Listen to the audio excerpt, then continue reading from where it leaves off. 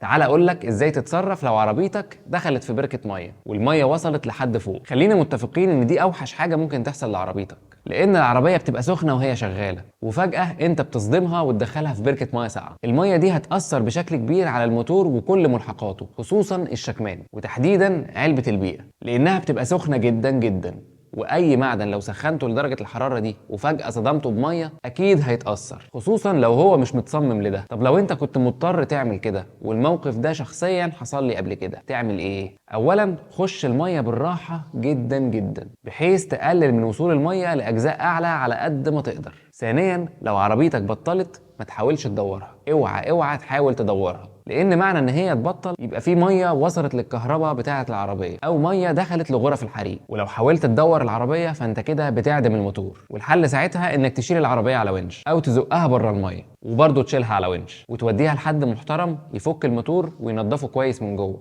لان الميه لو دخلت جوه الموتور وانت بتحاول تدوره ممكن تكسر البساتم وتضطر تغير موتور عشان انت بس حاولت تدور العربيه. اما بقى لو لا قدر الله العربيه غرقت وهي راكنه في مكانها في جراج والميه دخلت جواها، فدي ليها خطوات تانية وطريقه تانية للتعامل معاها هنتكلم عنها في فيديو تاني. لو الفيديو عجبك ما تنساش اللايك والشير والفولو.